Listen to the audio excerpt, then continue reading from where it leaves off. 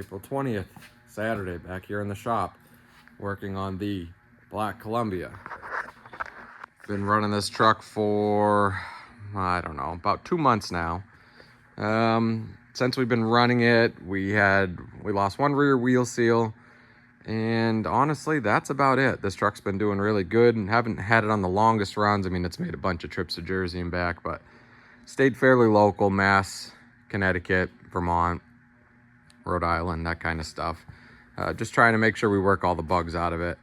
A little bit of a power steering leak on one of the lines, but the driver came back in yesterday and said that it was running rough and was shaking at an idle. So diagnosed, checked the fuel pressure. Fuel pressure was good, 100 pounds.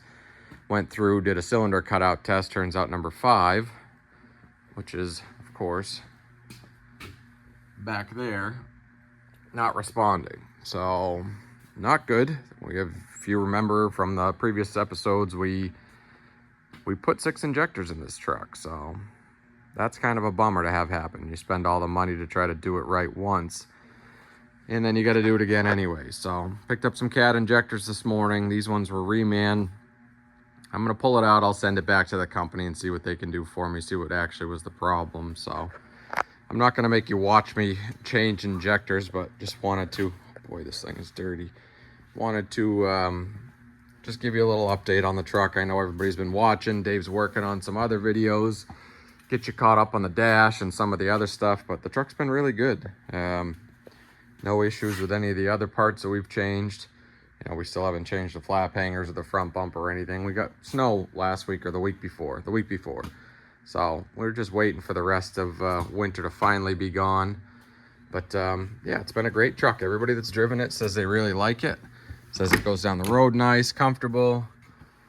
That new dash really made a big difference in here, as far as driver comfort and rattles and so on and so forth. But yeah, so I'm gonna get to swapping this injector out. I'll bring you back once I've got it all done.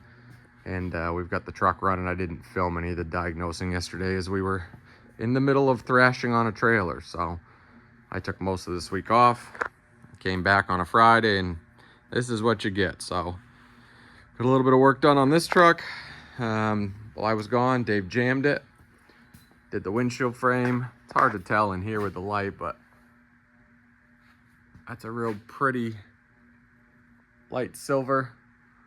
So we're gonna work on getting this one done. We've still got the engines over here. It looks like I look like an old lady over here. There's 1, 2, 3 cat engines. Spent some time this week. Evan did cleaning up the frame on 35, the blue FLD, so we can get that engine painted up and reinstalled. I picked up a set of bogies yesterday for a trailer that got wrecked last year. Found a nice set at Rivard, so we picked those up. Get that done this week, get that trailer back on the road. We got one of our other ones that was in an accident back on the road this week, so just trying to get some of the equipment tuned up for spring and go from there. Headaches like this are really a pain when you don't plan on these kind of things. I mean, there's always going to be mechanical breakdowns, and we've had our fair share lately, but stuff that you've changed and is a part failure, that's really frustrating. So let's get to getting this swapped out so we can get on with the rest of our day. We got plenty of other stuff to do. So all right, new injector ready to go in. Old injector looks brand new because it is. This is a feat without stripping much of this off the truck. So that's where the cowl is, about cylinder 4. So looks pretty good down in there. This engine's pretty clean inside, you know, inspect everything, cam looks good, so on and so forth. It's just a bear. You've got all this insulation there that you really got to put plastic over because you don't want any of those pieces down in there. So got to clean up the valve cover surface. We're getting ready to drop the injector down in there. I've already fallen twice, which, you know, whatever. But all right, let's get the injector stuck back in, then the rockers, then the jakes, first the valve bridges.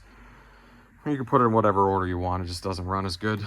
But yeah, just a little mid-procedure update. Not much fun on this truck.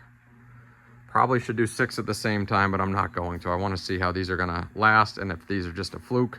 It's not because I'm cheap, because I've got another one here I've already paid for. But if you just go swapping them out that they're bad, are you ever really going to know if that company's any good? Everybody's got a little percentage of failure, so we'll see what happens. We'll bring you back. Here we are about 2 hours later, all buttoned back up. Went over everything in there, tightened all the hose clamps for all the coolant lines because they were all new and been running a couple months. Some of them start to loosen up and weep. I've already started it up.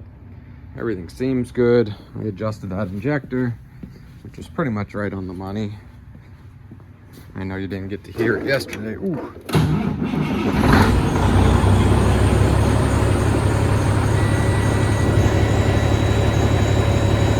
Mirror's not shaking.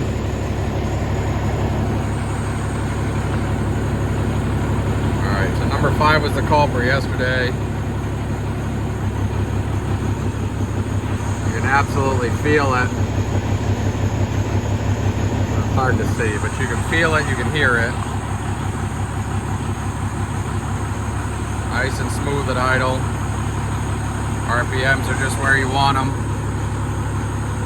Everything should be good. Put this one out, let it run for a while, make sure it doesn't have any air in it. Start on the next one.